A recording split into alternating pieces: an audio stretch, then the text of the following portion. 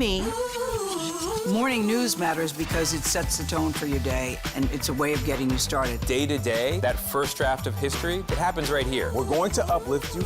We're going to send you out your way. We take you places, we teach you new things, and we make you feel like, it's not all bad. People say to me, you always seem to be having a good time. And you know what? You're right. Your morning routine just got better. CBS Mornings, weekdays at 7.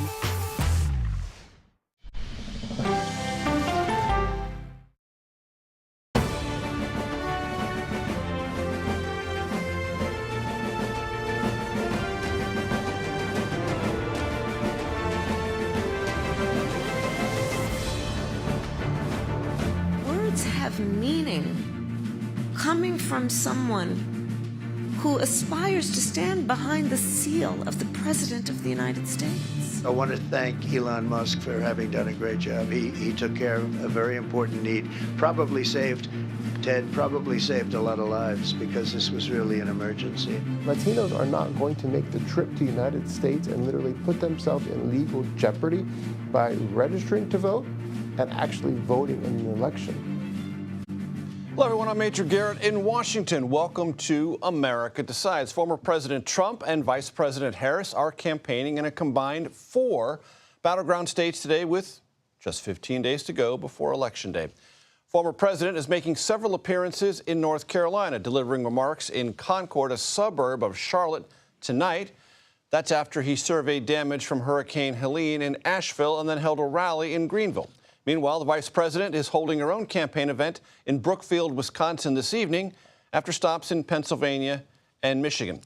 And early in-person voting kicks off today in 7 states. Voters in some areas of Florida can also begin casting their ballots in person today. As of this afternoon, 15.3 million Americans have voted early so far. Weijia Jiang and Robert Costa join us now. Weijia is at the White House. Robert is in Concord, North Carolina, with former President Trump. Weijia, I want to start with you. The vice president is on the road today with former Wyoming Congresswoman Liz Cheney. Why and what's the import of that? That's right, Major. She is hitting what we call the blue wall state. She began her morning in Pennsylvania. Right now, she is in Michigan, and she will end her day in Wisconsin. Now, why are these 3 states important? Her campaign says the election will be made or broken, not just in these 3 states, Major, but in particular in the suburbs, which is why these moderated conversations are happening with the former Congresswoman who spoke at length today about the reason why she cannot support Donald Trump, the reason why she is supporting Vice President Harris. And this is an effort, Major, to reach those independent voters or moderate Republicans who might not be ready to vote for Trump for various reasons and who might be persuadable. Now, you know, as well as I do, this is a very small group of people. But the campaign thinks if they can reach these people, that's where they will find a victory, which is why they are having these moderated conversations about everything from maternal health to expanding Medicare, to honoring the Constitution, which is what Cheney is really trying to drive home here, Major, reminding conservative Republicans, reminding her party about what happened in the aftermath of the last election and what is at stake. I want to go to Robert Costa in North Carolina. Robert, you know the answer to this trivia question. Which state had a closer raw vote total margin in 2020? Michigan, Pennsylvania, or North Carolina? The answer? North Carolina. Summarize the former president's day in the Tar Heel State. Major, great to be with you and Weijia. Former President Trump is coming to North Carolina because alongside Georgia, it's part of a changing South on the campaign map. This is not just solid Republican territory anymore. A lot of people moving to North Carolina, South Carolina, other areas of the South in recent years for a better cost of living and a better life in their view. And so this has become more politically competitive. And he's trying to talk about the federal response to the hurricane in recent months. And he's casting it as being done in a negative way by the Biden-Harris administration. He has made false claims on that front. At the same time, he's also reaching out to evangelicals. I'm here in Concord, North Carolina, for an event that's very much based on religious liberty, religious issues. They're praying right now behind me and saying the Pledge of Allegiance. And so this is about him solidifying that base of conservative Christian voters in the South who are going to make sure his campaign believes will put him over the top. Robert Costa, we'll get back to you. I want to go back to you, Ouija, at the White House. I want to play some sound from you today from the vice president, perhaps looking at the polls, perhaps just encouraging Democrats to keep a very intense focus, calling herself and her campaign the underdog. Let's listen. It's going to be a tight race until the very end. And we are the underdog, and we are running as the underdog. But make no mistake, we will win. So can it be both? Ouija?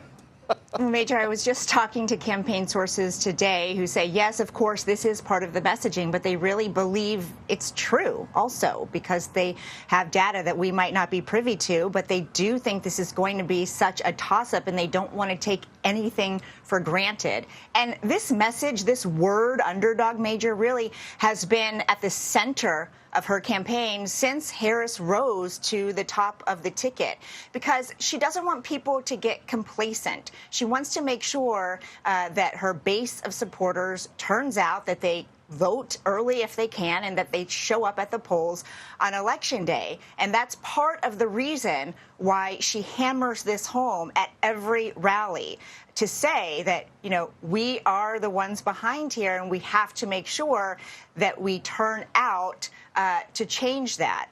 And so when you look at the money, it might not say that. I mean, she's brought in a record number of fundraising dollars and continues to do that. But money is only one aspect, a very important one. But there are other things to consider. And I am told that she really feels like the underdog because, you know, as vice president, perhaps she has not resonated with people as much as the former president has. Of course, the vice president does not always get the center of attention by design. And so that's why, you know, we hear this messaging over and over. I want to go back to Robert Costa in Concord, North Carolina. Robert, as you remember in 2016, one way that the former president, then candidate Trump, described the Access Hollywood tape was locker room talk. Well, this weekend in Pennsylvania, we got some actual locker room talk from the former president in remarks that his campaign said before they were delivered were supposed to be part of the closing argument. I want to play for the audience some portion of that closing argument locker room talk. So you have to tell Kamala Harris that you've had enough, that you just can't take it anymore. We can't stand you. You're a vice president. The worst. Not exactly the soundbite I was looking for, but important nonetheless. Robert, how does the campaign believe that it advances its cause with profanity such as that? I haven't heard one campaign source talk about it advancing the cause in any way. It's Trump being Trump. Over the years, Major, you've interviewed former President Trump quite a bit. I've done the same. I've had actually many interviews over the years that have veered into the topic of golfing great, the late Arnold Palmer, who he brought up in a vulgar context on Saturday in Pennsylvania. He also used an expletive to talk about Vice President Harris. Nothing new from 2016 or 2020. What is a view inside the Trump campaign is that Trump's character, conduct, his language is already baked into the electorate's view of the former president, and that the threshold for shocking or alarming voters about something Trump says or does is extremely high after nearly a decade on the presidential stage as a candidate, president, and now candidate again. And Robert, does that play into what is clearly a messaging and mobilization effort of the Trump campaign on the quote-unquote bro side of the demographics in America, meaning macho men getting male voters who are either lightly attached or have never voted before to show up? No, there's no concerted effort to use Arnold Palmer stories or curse words to appeal to younger men who might get their news from podcasts or other non-traditional media sources. It is a campaign strategy to have Trump appear on those kind of platforms and programs. But at the end of the day, the candidate is not in any way intertwined with this strategy in terms of his rhetoric and his performance. The way it's put to me by so many Trump advisors is they're almost riding the wave of Trump's behavior and trying to use it as a way to maybe appeal to a wider group of younger people who aren't always familiar with his style, but they're in no way directing Trump in any particular direction. Not intertwined rhetorically with the campaign strategy, said beautifully by Robert Costa. Also our thanks to Weijia Jiang at the White House. Thank you very much. Michigan Congresswoman Debbie Dingell was one of the Democrats in 2016 who warned, well, that there just might be cracks in that supposed blue wall for Hillary Clinton. The Congresswoman joins us next to assess the state of the Harris-Walz campaign in Michigan. That's next. You're streaming America Decides.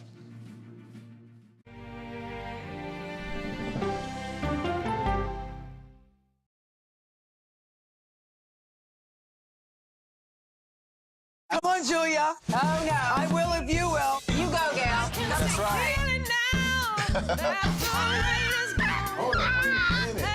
Let me see if you can find me. I want to make sure that my voice is heard, but also that I lift up other voices. You can't write a better script. Yeah, boy. It's gonna be a ride. Sunshine is down. We'll see you 7 o'clock sharp.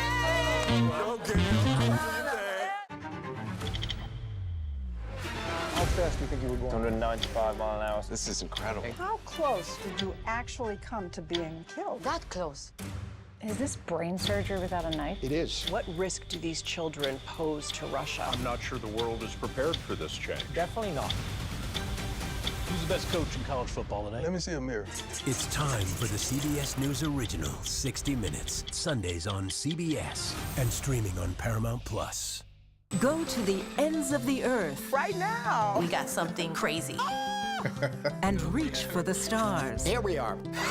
Time. Yes, it's my comeback. Hey, this is pretty fun. But wait, there's more. Experience thought-provoking, I'm open to the idea of being a human being. innovative, and truly original reporting. Look through a telescope and go, wow. Because there's always something new under the sun on CBS Sunday morning. I'm a voracious consumer of information and constantly curious. I want to know the basic facts of every issue and to press into the heart of the matter. Information is the currency of democracy, and that's what we bring to the table every Sunday. When you need your sports news all the time, We've got breaking news to bring to you. CBS Sports HQ gives you a snapshot of all the sports that matter to you. Big news coming out of the NFL. A lot of movement in the rankings this week. With highlights What a finish at the final round of play. and in-depth analysis. Can they three-peat? Tony Romo joins the conversation. What can you say about this game? When you need your sports in a snap, We're bringing you that breaking news right here on HQ. find it on CBS Sports HQ. Streaming free anywhere you are. At this moment, terrorists could be plotting another attack. 9/11 triggered a counter-terrorist system that included a secret database. This person needs a closer look. A growing list of nearly 2 million people, including some Americans who say they're innocent. For 1 hour flight, I have to spend 6 hours to go and come back. CBS Reports explores the system, the people responsible for it, and those pushing for change. I'm not fighting against them. I'm fighting for them to do the right thing. The Watch List, now streaming on the free CBS News app. A CBS News investigation. People looking for love, finding their life savings gone, This could happen to anybody. and sometimes losing their lives. Anything for love. Now streaming on the free CBS News app. I loved Hillary and Bill. You know that. They were friends. Yep. They said they should have listened to me later. You got to go win those union. We all have to go win those union halls. Welcome back to America Decides. That was some of my conversation on the takeout with Michigan Democratic Congresswoman Debbie Dingell way back on September 29th. Feels like a couple of lifetimes ago. Dingell saw trouble earlier than most for Hillary Clinton in Michigan. That was back in 2016. Congresswoman Debbie Dingell joins us now for a take on where things currently stand. She joins us via Zoom from Ann Arbor, which, if you are curious, is in Washtenaw County, Michigan. Debbie, it's great to see you. I know it's close in Michigan. Do you detect momentum in one direction or another presently? Major, it's good to be with you. And to be perfectly candid, it's tight. It's just absolutely tight.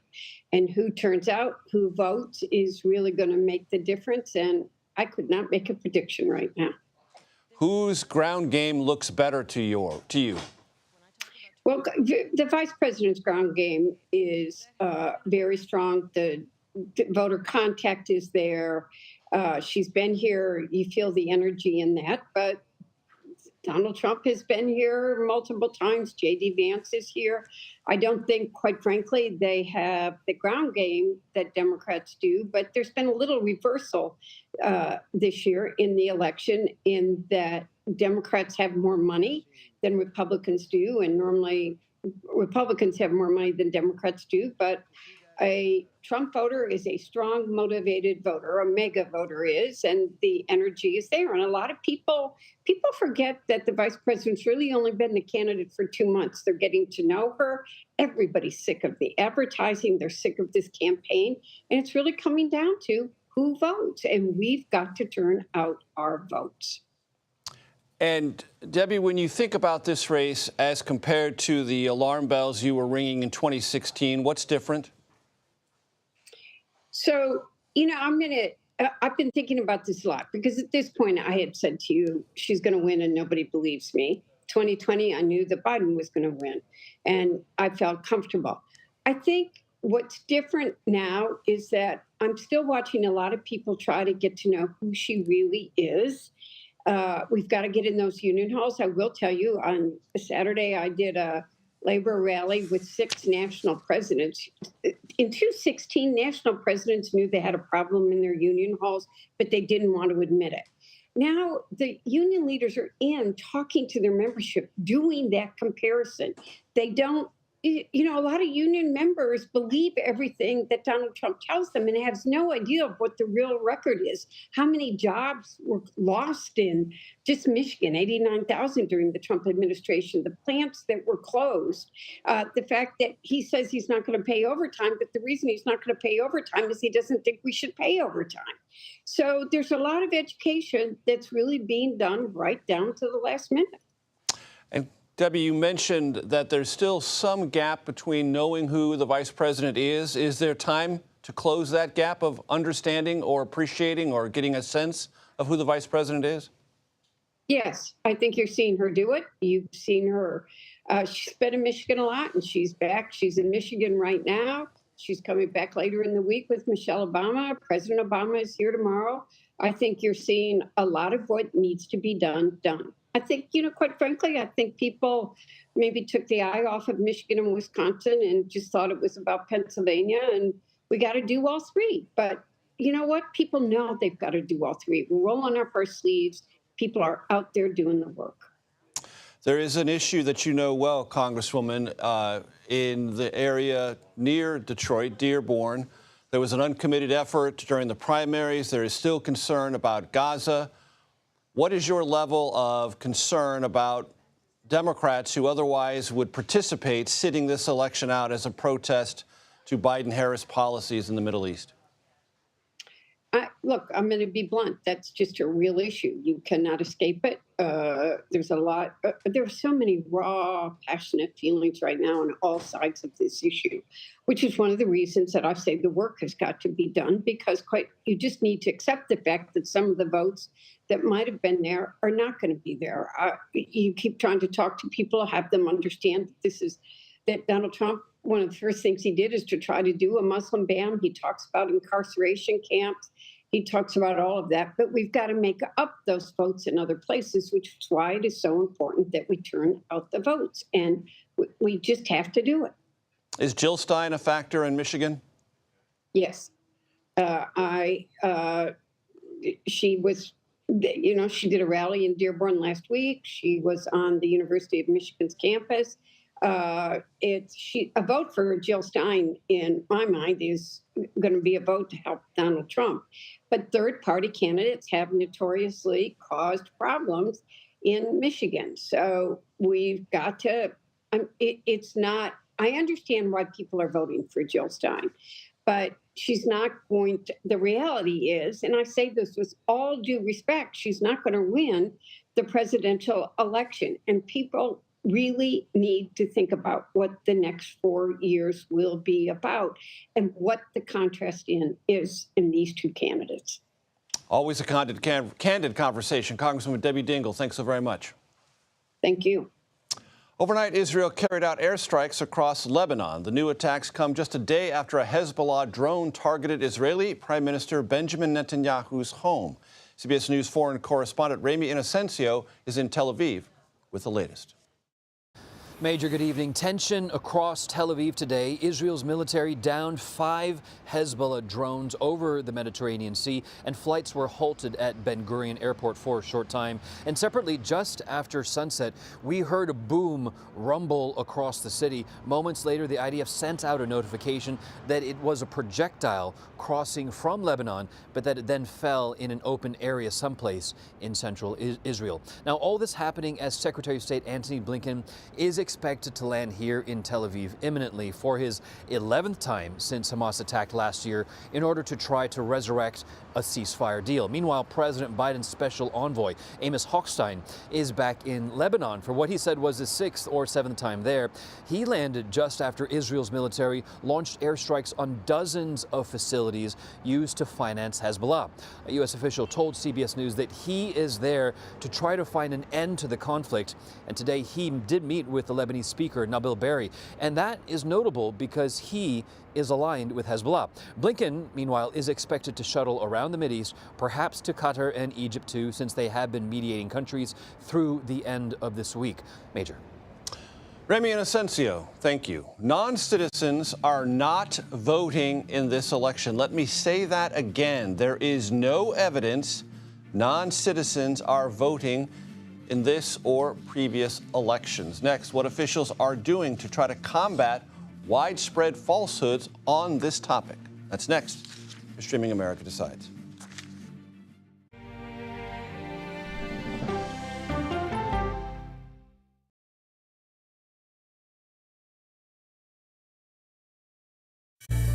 An original documentary from CBS reports. It was genocide, a deliberate effort by the United States government to eliminate the food source that was relied upon by Native American tribes. American bison were slaughtered and Native Americans displaced. And that's how tribes were subjugated to reservations and our lands were taken. But now, through conservation efforts at Yellowstone, Buffalo provided everything that we needed. Now they need help. a herd grows. We need to step up and help them. And a culture is reborn. When the buffalo return and come back, that's when our tribe will begin to heal. Yellowstone Bison Revival, now streaming on the free CBS News app. Oh, wow. Look at this. Let 60 Minutes take you on a private tour of the National Archives. So there may be treasures like this buried in boxes. Historical secrets from America's past. This is original from 1778?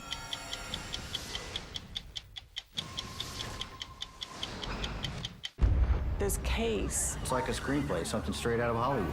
But it's not fiction. It's 48 hours. Human remains found this week. 4 families shattered. There's no physical evidence. The mystery would haunt investigators for years. There's some questions that have to be asked and need to be answered. Like a John Grisham novel. A gripping true crime original. 48 Hours. Now streaming on the free CBS News app. When you wake up in the morning, we want to be your go-to team. On our places. Bright, shiny faces. Nate has one of the quickest minds I've ever seen. Put me in the game, coach. Tony has a way of making people feel comfortable. The best interviews feel like it's just a conversation with a neighbor. Hey. Gail has this unbelievable knack to ask a question that is the question that you're asking at home. I've been told I could talk to a tree, and that's pretty much true. I don't go to work in the morning. I go for coffee with my 2 good friends, and we talk about the world. Your morning routine just got better. CBS Mornings, weekdays at 7. I'll see you in the morning. Listening to how someone explains themselves is so key to understanding their perspective.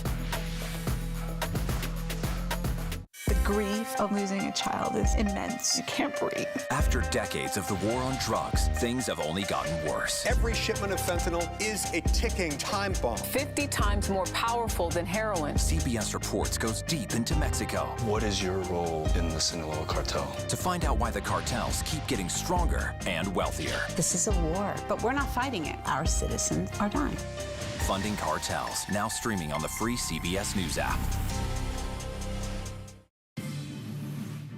Welcome back to America Decides. Non-citizens voting in our elections is extremely rare. Nevertheless, some Republicans suggest this is some sort of widespread problem. CBS News chief legal correspondent Jan Crawford went to North Carolina to investigate.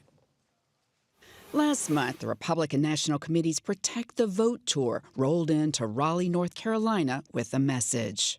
Only American citizens can vote. To find or stop potential illegal voters, Republicans have filed lawsuits across multiple states, including this one in North Carolina, arguing improperly managed voting lists could open the door for significant numbers of non-citizens to vote. The North Carolina Board of Elections is refusing to take the steps to take illegal immigrants off the voter rolls. Echoing political message of the Republican nominee. And a lot of these illegal immigrants coming in, they're trying to get them to vote. It is a lie. It is a myth. But Democrats like Juan Perrano, head of the Latino advocacy group LULAC, don't see it that way. Why would a non-citizen vote? Latinos are not going to make the trip to the United States and literally put themselves in legal jeopardy by registering to vote and actually voting in an election. Non-citizens have registered to vote in the past. Since the last election, several states have taken steps to remove thousands of potential illegal voters from their rolls. But officials say the number of non-citizens who've actually cast votes in federal elections is minuscule. North Carolina identified less than 50 in its most recent audit, although that was in 2016. So usually this is a total non-issue. We don't believe that there's any proof at all whatsoever that this is a widespread issue. It is illegal to vote if you are a non-citizen. Don't risk your American dream. The fight to clean up voter rolls and prevent non-citizens from voting is a focus of conservative election integrity groups who are distributing mailers and hosting in-person events. They are voters that are most likely to be ineligible or illegal. Jim Womack is leading a team of more than 1,800 volunteers in North Carolina who are combing through voter rolls to identify what they consider suspicious voters. And you're trying to come up with county-by-county lists. It's a list of suspicious voters. Again, not necessarily illegal or ineligible voters, but people that hit our suspicious list. CBS News obtained a video of Womack discussing how to identify those suspicious voters. We showed it to him to get his explanation. If you've got folks that that were registered and they're missing information, and they were registered in the last 90 days before the election, and they've got Hispanic-sounding last names, that probably is a suspicious voter. But why would you single out Hispanic-sounding last names? In that case, I would have to listen to the full context. The Hispanic-sounding last names certainly is not exclusive. Anyone who is lacking the required information, we certainly would consider them as a suspicious voter. We are trying to find every illegitimate voter and to challenge the ones that shouldn't be voting. Womack says he expects his group to challenge at most a few hundred voters. Still, activists like Proano question their motives. If they have to contest these elections, what they're going to go back to is non-citizen voting. They're laying the groundwork now to contest the election in November.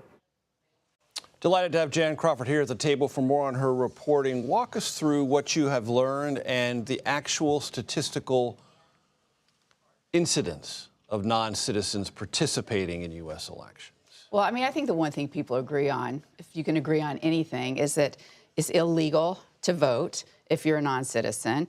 It's against the law, federal law, and it hardly ever happens, right? So that's the issue. And just because you show up on a registration list does not mean you're a voter, because in many states that allow undocumented persons to obtain a driver's license, you can automatically become registered. You may not even be aware of that. That doesn't mean you intend to vote or ever have voted. And I think, Major, you just hit exactly the point. And that's where a lot of the confusion has come in, because people see, like, well, what about 6,000 in Texas? And what about, you know, in Alabama and in Virginia? Those are non-citizens who ended up being registered to vote, perhaps unintentionally, because, as you said, you can get a driver's license. And, you know, if you don't check that box that you're a citizen, then you can end up on a voter roll. And that's why we've seen different states flag those voters and try to take them off the rolls. But we've also seen some Republicans, including the former president, try to make this a big political issue to suggest that non-citizens are voting in numbers that would, you know, be so extreme that it could potentially affect the outcome of the election. And obviously, you've seen Democrats push back strongly on that. And I mean, we got some resistance even among Republicans in North Carolina, including the man that we spoke to. He's got about 1,800 people. I think they're mostly senior citizens sitting at home on their laptops, going through some of these voter rolls, voters that maybe didn't provide the required information. And they're looking to try to see if there's any non-citizens on the rolls. And if they think they found one, then they're going to throw a red card, you know, to use some sports analogy, and try to challenge it after the election as a potential non-citizen voter or an illegal voter. They're not just looking at non-citizens. They don't think they're going to find that many. I mean, even they concede maybe 200 at most. And, I mean, do we think North Carolina? I think probably. If it's going to be that close, we're going to be talking about a lot of other things there. But it has led to confusion. And Democrats believe that that's part of the plan, right, to create confusion and potentially sow doubt. Right. Jan Crawford, and she mentioned possibly 200. North Carolina was decided by more than 74,000 votes for former President Trump in 2020. Just keep that in mind. It's close to Election Day. Where candidates go? Well, it says a lot about their intentions and whether they believe the map needs to be exploited. Next, CBS News Executive Director of Elections and Surveys, Anthony Salvanto, joins us to break down why the candidates are going to certain cities in those closely contested states. You're streaming America Decides.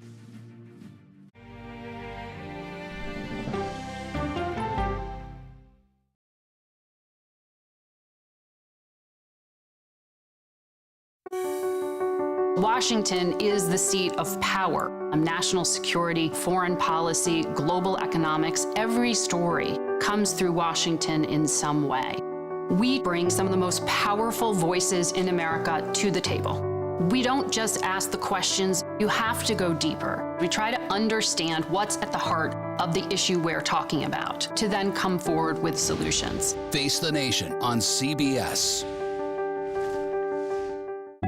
The justices ruled that Harvard and the University of North Carolina violated the Constitution. In the aftermath of the Supreme Court decision to end affirmative action in college admissions, uncertainty sets in for some students of color. Affirmative action really gave us an equal opportunity. CBS Reports explores the historic decision and what it means for those chasing an opportunity to change their lives. I knew that college was the ticket to break this cycle. The end of affirmative action, now streaming on the free CBS News app. America Decides is your place for fact-based, unbiased reporting. At the White House, at the Capitol, on the campaign trail. What do you say to those in your party? Any cracks in the Republican Party? Our reporters and our anchors travel the country talking to voters like you about the issues that matter most. Immigration is really a factor right now that are going to be driving your decisions. What would you say to those who say, look, that's just democracy at work? Listening to you and bringing your voice into our coverage. I want a strong, proud America. Is democracy on the ballot in 2024? Let us help you decide. America Decides on CBS News 24/7. Stream our expanded one-hour program Monday through Thursday at 5 p.m. Eastern. An original documentary from CBS Reports. AI is among the most world-changing technologies ever. Curing diseases, scientific breakthroughs, making lives better. They can help us with medical discoveries, scientific discoveries, doing better agriculture, having cures for things like Alzheimer's. It's also going to really transform the way we work. The uplifting potential of artificial intelligence is limitless. It gives you a friend, somebody to chat with 24/7. That is non-judgmental. He makes me feel loved and desired. And so are its downfalls. The problem with all this AI is that it's unpredictable and uncontrollable. The choices we make now will have lasting effects for decades, maybe even centuries. The ChatGPT revolution, now streaming on the free CBS News app. We are about to see American weapons in the hands of Mexican cartels. A gun pipeline to Mexico. We are arming the cartels. 100%, no doubt about it. Happening right under our noses. Who's doing something about this? Nobody. A CBS Reports exclusive. Most Americans have no idea that we are effectively arming the enemy next door. This is the story the American people need to know. Arming cartels. Now streaming on the free CBS News app. Welcome back to America Decides. It's not a surprise Vice President Harris is in Pennsylvania, Michigan, and Wisconsin. What's interesting is where she's going and why. And for answers as to what that's about, I want to bring in CBS News Executive Director of Elections and Surveys, your friend and mine, Anthony Salvanto, to find out. Anthony, break it down. Sure. Oh, I'm here at the map where you and I are going to spend quite a bit of time on election nights. I figured. Hours upon hours. Hours upon hours. All entertaining. Yes, all riveting. That goes without saying. So look, let's break out the map. The short answer to your question, Major, is that's where the votes are. In particular, for a Democrat, right? So if I pull up, let's say, the 2020 presidential race, where Biden won Wisconsin, and you see the red and you see the blue, but what I like to do, and we will do, is say, okay, let's make this map in 3D, and that the higher bars are going to represent more votes. And what you're going to see here when I do that is that in places like Milwaukee, in places like Madison, that's where you get large Democratic margins, right? So it's about turnout. In this case, you got 180,000 more votes for Joe Biden out of Milwaukee. Kamala Harris is going to need to replicate that in many ways, right, to offset how well Republicans do throughout so many other counties in the state. But there's another part of this, too, that I wonder about, and that is a lot of these areas around Milwaukee are Republican areas, as you can see in the map here. She's going to try maybe to pull off some of those Republican votes, maybe get some ticket splitters. We'll see how well she does. But what I want to do is show you guys then the way in which that might break down and the way in which she might be able to find ticket splitters. Let me pull this up here, okay? This is the 2022 races in Wisconsin. And what you see doesn't look like big numbers, but you see that the Republican Senate candidate at the time ran ahead of the Republican gubernatorial candidate at the time. Does that tell you that there may be some Republicans willing to cross over and vote for a Democrat? Maybe the campaign thinks so, but that's what the numbers say, and that may be one reason why they go to a particular place, Major. Anthony Salvanto, thank you. And a quick reminder, if you enjoy the takeout, as I know you do, Anthony Salvanto is our special guest this week. Check that out on all podcast platforms. I want to bring in our political panel, Shelby Talcott and Hugo Lowell. Shelby is a political reporter for Semaphore. Hugo is a senior political correspondent for The Guardian. Hugo, I want to start with you. Great to have you here. You had a piece over the weekend about issues potentially for the Trump campaign in its canvassing, its get out the vote efforts in Arizona and Nevada. Summarize those for the audience. Yeah, so America PAC, which is Elon Musk's PAC, is effectively doing the brunt of the Trump campaign's ground game. They have by far the largest presence in each of the battleground states. And so, we decided to have a look at how effective that get out the vote operation is going. And we effectively gained access to all of America PAC's back-end data through a bit of a leak in Arizona and Nevada. And what we found is roughly 20 to 25% of the doors numbers that they're supposedly hitting are being flagged internally as fake. That's basically where a canvasser goes up to a door and basically doesn't survey or reports it from miles away. And we found these instances of canvassers who effectively sitting half a mile down the road at a restaurant. One particular guy was at a Guayos on the Trail restaurant in Globe, Arizona, who was marking doors. And when you're having that rate of fake doors or frauding doors, that becomes a big problem. Just to put that number into context, America PAC's hitting about 35,000 doors a day in Arizona right now. About 8,500 of them are being flagged as fake. That's a lot of doors. I mean, if you think about the winning margins in some of these states, it's going to come down to 10,000 or so votes. And Hugo, it's been my experience that this flag rate, even in well-organized and well-developed get out the vote, door-knocking, canvassing campaigns, can be about 5%. 5% is what you sort of tolerate within a campaign. 20 to 25% would be borderline intolerable. You just don't know what's happening out there. You're blind a little bit. I think that's fair. And it is very possible that the number is even higher and may get higher going into the election. America PAC is trying to ramp up its operations really quickly. They're trying to staff up, and they're turning a bit of a blind eye, as far as we can see, to some of the fraud that's going on because they're trying to hit these numbers. And if you're hitting more numbers, the rate also increases. Was that leaked to you, do you believe, to surface this issue? I think in part, look, part of this is definitely there are a number of canvassing sub-vendors that America PAC has outsourced this to, and there is definitely competition among the vendors because they all want the big contracts, and there is that possibility. But it is abundantly clear across the board that there are doors being faked and that this is now a problem that the Trump campaign is going to have to deal with. Shelby, I want to talk to you about a fascinating piece you had in Semaphore about the media strategy for the former president. Let's be honest about this. It disdains mainstream media. It considers us a borderline irrelevancy and embraces the bro podcast universe. Yeah, Explain more. That's exactly right. So the Trump campaign, this entire cycle, has taken a really unique approach when it comes to media. And they've been focusing far less on broadcasters and cable news and far more on these podcasts like Theo Vaughn and Sean Ryan, these really big podcasts that are largely watched and listened to by males, which of course makes up a big chunk of Donald Trump's base. And the argument I heard from the Trump campaign was they believe that a lot of viewers who traditionally would go to cable news now no longer trust cable news. And so they are leaving cable news and going to these independent podcasters and listening more to them. So they feel that it's more effective for them to sort of bypass the so-called mainstream media and just go right to these YouTubers. Not to bore you with the history of broadcast television, but cable started as an alternative to the supposedly slow-witted, slow-footed mainstream media, but I digress. Shelby, what I found fascinating about your story, among other things, was the obsession, maybe that's too strong a word, that the Trump campaign has with the comment sections of these podcasts.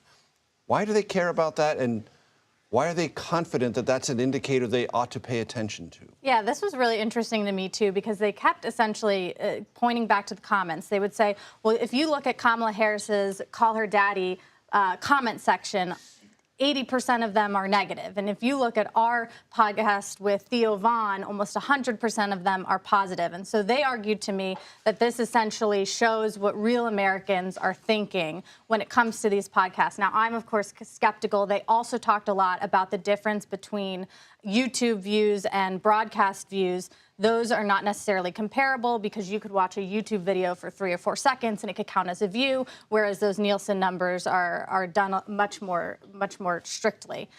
So it is an interesting comparison. I'm not sure that it is all accurate, but they are certainly making this a really big focus and they really like it. Hugo, this seems to be combining two things, inferential data versus hard data. And that's also about what your story is a little bit about. Do you have hard data or do you have inferential data? And campaigns often are decided on the difference between the two. Look, the data in terms of the number of potential doors is concrete, right? They are the numbers being flagged in what is internally called the unusual activity logs. Whether or not you can gauge based on that is but sort of a meta thing for the Trump campaign. A lot of inferential data versus what the Harris campaign would tell you and tells anyone who talks to them for 5 seconds. Our data is hard. We know our GOTV is real. Our canvassers are real. Our literature is real. Our back-end information about the response that our canvassers get is real. We're constantly collecting it and updating it. They would argue that's an inherent strength of theirs. But it's a sliding scale, right? Mm-hmm. In the previous iterations of Republican presidential campaigns, when you had RNC Victory, that was the RNC's program where you have ardent Republicans who are volunteers and going out of their way to try and do these get out of the vote efforts, these guys are hitting the doors. When you go to paid canvassers, it's subcontracted and subcontracted and subcontracted out. We've heard stories about people who are doing the get out the vote operation as part of America PAC's field operation. Some of these guys are magazine delivery guys or like paper delivery guys. They frankly don't care or are as invested as the volunteers who are knocking on doors. And so you look at the totality of this and you say, okay, you might have hit 35,000 doors, 8,000 of which are probably suspect. If it was the RNC program, you might be like, well, actually, the fraud might be lower. But with paid canvassers, you can probably expect that to be a lot higher. And I think that's also why in a lot of ways, this campaign that the Trump campaign is running is really unique, and it's sort of an experiment, right? The Trump campaign is outsourcing a lot of its ground game in a way that we really haven't seen before, and it's concerning some Republicans. We've both spoken to Republicans who are concerned about it, and in the same way, they're taking a unique approach to the media, and we don't know how those two things are going to end up, if it's going to work for them or if it's going to not, until after Election Day. A word applied more than once to former President Trump. Unique. Shelby Talcott, Hugo Lowell, thanks very much for your time. Elon Musk is pledging money to swing state voters who sign up for his pro-Trump Political Action Committee's petition ahead whether this promise from the world's richest man is even legal. That's next. You're streaming America Decides.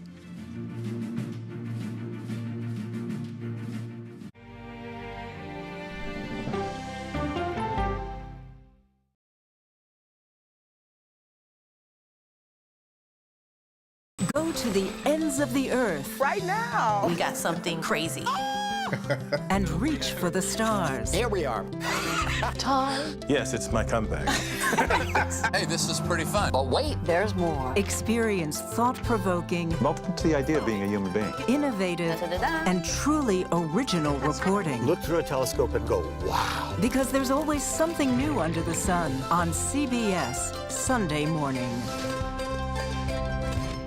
At this moment, terrorists could be plotting another attack. 9/11 triggered a counter-terrorist system that included a secret database. This person needs a closer look. A growing list of nearly 2 million people, including some Americans who say they're innocent. For 1 hour flight, I have to spend 6 hours to go and come back. CBS Reports explores the system, the people responsible for it, and those pushing for change. I'm not fighting against them. I'm fighting for them to do the right thing. The Watch List, now streaming on the free CBS News app. Don't miss true crime anytime you want, anywhere you go. With the 48 Hours podcast. Real crimes, real lives, real justice. There's some questions that have to be asked and need to be answered. Listen to 48 Hours on Apple Podcasts. An original documentary from CBS Reports. Imagine yourself in Manhattan with no police, no army, no mayor. The people of Haiti stare down poverty, corruption, natural disasters, and violence. 90% of the guns that are used by gangs in Haiti are American guns. But with an unbreakable spirit and eternal optimism. There are days where I cry, but we can't be discouraged. We still believe in Haiti. They're still able to look ahead with hope. Haiti is on the brink of transformation, a radical shift. Nations are coming together and saying things must change. Fighting for Haiti, now streaming on the free CBS News app. Hey there, welcome to The Uplift. I thought she was a groom, and I stepped back and I went, oh, you're the queen. She's gonna be with me every instant that I'm alive. I just wanted to see if you'd go to Disneyland with me today. I look over at him and he's smiling. I'm gonna remember that the rest of my life. They told us when he was gonna be born, he was only gonna live for 30 minutes. It's really a miracle that he's with us today. The Uplift, stream now on the free CBS News app. When you wake up in the morning, we want to be your go-to team. On our places, bright shiny faces. I don't go to work in the morning. I go for coffee with my 2 good friends, and we talk about the world. Your morning routine just got better. CBS Mornings. A CBS News investigation. People looking for love, finding their life savings gone. This could happen to anybody. And sometimes losing their lives. Anything for love. Now streaming on the free CBS News app. Welcome back to America Decides. Pennsylvania Governor Josh Shapiro is calling for an investigation of billionaire Elon Musk for potential election law violations. This weekend, Musk announced that he is giving away randomly $1 million every day through November 5th to a swing state voter who signs a petition for his pro-Trump Political Action Committee. Musk has already committed more than $75 million to a super PAC supporting the re-election of Trump. Theodore Schleifer joins us now. He's a campaign finance reporter for the New York Times. Theodore, great to have you with us. Thanks for your time. Is this thing that Musk is doing legal? We do not know because obviously, Major, this has never been done before. We have seen plenty of sweepstakes in kind of modern political campaigning, donate $1 and you'll be entered to win, a boat tour with the candidate. So that happens all the time. I mean, the payout here is way bigger than we've seen before. And the key thing legally is what voters in Pennsylvania now are being asked to do really depends who you ask. Are these people being asked to register to vote in exchange for the chance to win $1 billion? Because that seems to be illegal. Or are they just being asked to sign a petition? Who doesn't like to sign a petition? Maybe you win $1 million. But it just so happens the petition is only open to registered voters. So, critics would say that this $1 million is an inducement to register to vote, and that, in their view, would be illegal. Because the inducement to register to vote carries with it the promise of financial gain, which is, in a sense, trying to at least suggest recompense for doing something overtly political. That would be where this would possibly violate the law, correct? Right. It is without a doubt illegal to pay someone to register to vote. So the question is this benefit a payment to register? I mean, there are things that are payments for voting that are pretty common in American society. Like, in the Justice Department manual, things like paid leave for voting is a benefit that's very common in workplaces.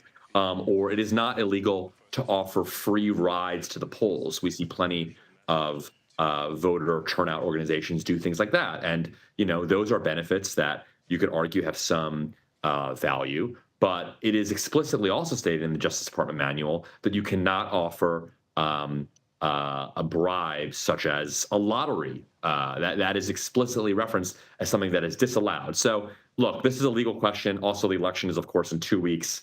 Also, prosecuting these crimes is pretty difficult. So it's a gray area, and, Elon's probably going to have no issue getting away with it. And there's a sense, Theodore, at least from me, that Musk would like nothing more than someone to come after him on this. Maybe, yeah. I mean, it's not a...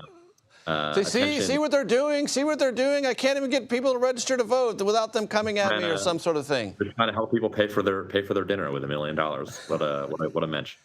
So one thing I'd like to ask you about, Theodore, as you do this work, because people get involved in politics for all sorts of different reasons. Elon Musk has many companies: Tesla, SpaceX, Neuralink, Twitter X.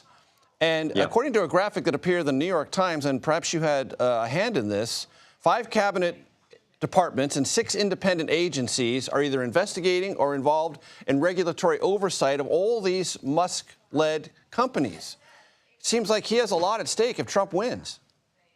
Sure. I mean, Elon has joked that he'll be in prison if Harris wins. I don't know about that, but clearly, look, I mean, not the first time that a mega donor has had business interests before the government.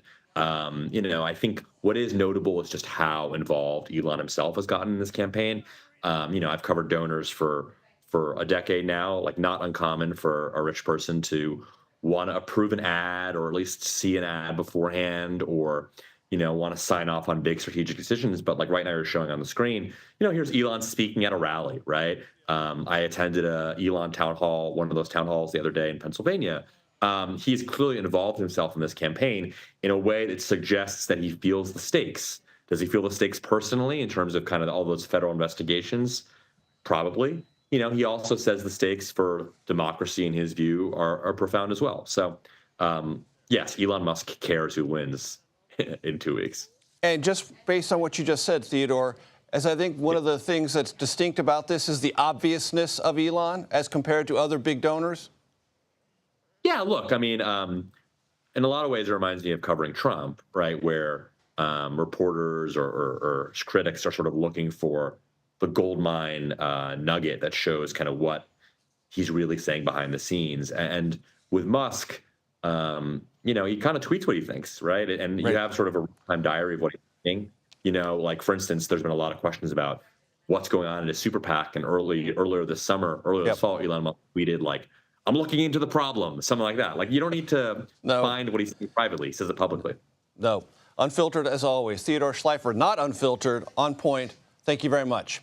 We've heard a lot about the border this election cycle, but what do Americans who actually live near there have to say? One of our reporters is spending this week touring towns located near there to find out. That's next. You're streaming America Decides.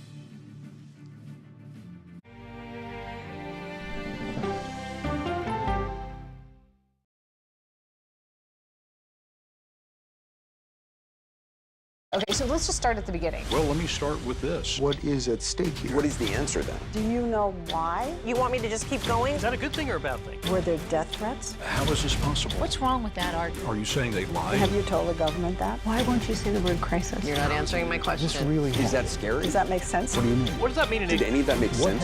What's your response? What happened? Why? It's time for the CBS News Original 60 Minutes, Sunday on CBS and streaming on Paramount Plus.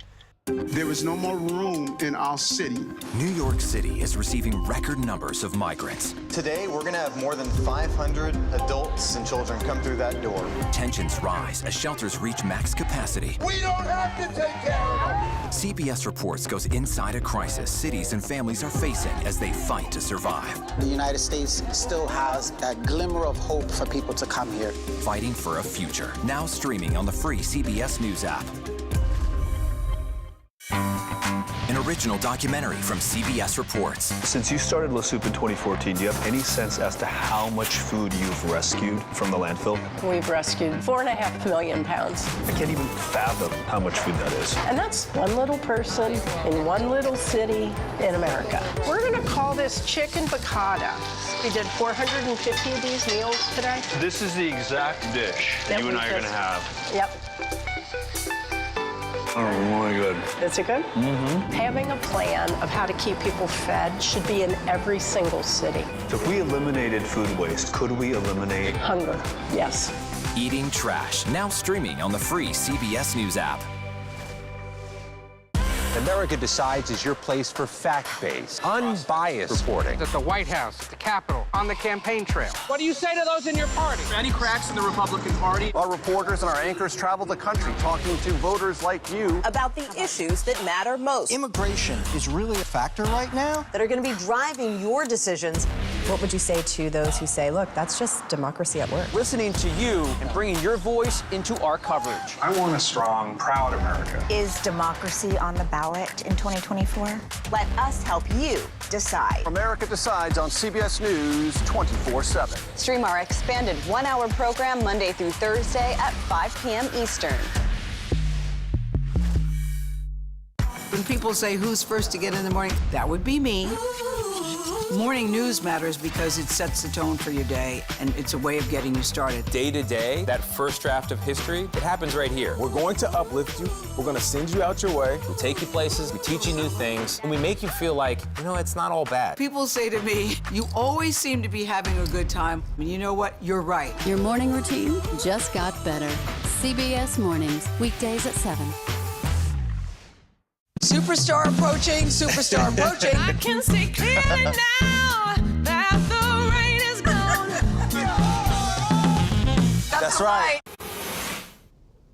Welcome back to America Decides. Immigration, as you well know, has become one of the most heavily discussed topics of this election cycle. That discussion has not always had a lot of accuracy. But here's a larger question. How does this issue impact Americans who actually live along the border? And how does that compare to how this issue is discussed in Washington?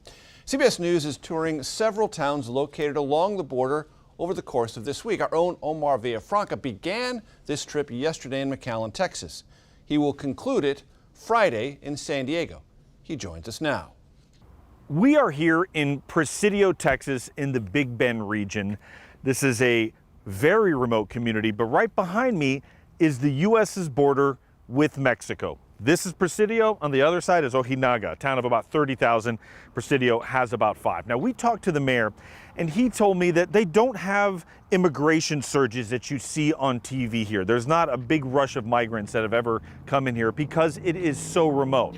But what he does want to tell the next president, whether that be Donald Trump or Kamala Harris, is that there has to be a new set of rules by Congress for immigration reform. But also, he wants to beef up CBP, but not in the way you would regularly think. He says that that port right there doesn't have enough workers, and that means he cannot get enough business coming in from Mexico over this border. Why is that important? He wants more cattle coming over, more produce, more goods. That would bring revenue into this area. That's what he wants from whatever happens in the future with the next president. More business for this area. Interesting note too, he says this is one of the few bridges where drivers will pay a toll in Mexico to cross it, but they don't pay a toll here to come into the U.S. and into Presidio. He also wants that change. He says that little bit of money could mean big changes here in Presidio, updating the sewer systems, fixing some of the roads. So this is not a big headline grabbing, look at all these migrant surges. He says that's not a problem here. Whatever happens in the next administration, whoever that may be, he actually wants the gridlock to stop and progress to happen on immigration reform for the betterment of his city. Major? Omar Villafranca, thank you. First Lady Jill Biden has unveiled a brand new public White House tour.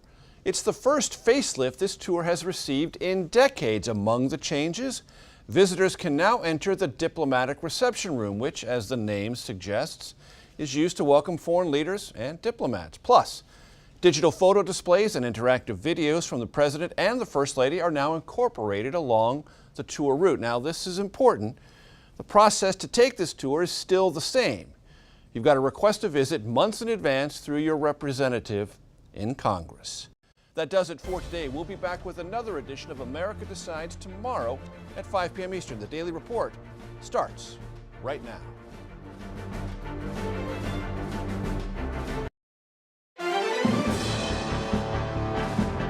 Welcome to the Daily Report for October 21st, 2024. I'm Lindsay Reiser. Tonight, with just 15 days left until Election Day, a prominent Republican rejoins Vice President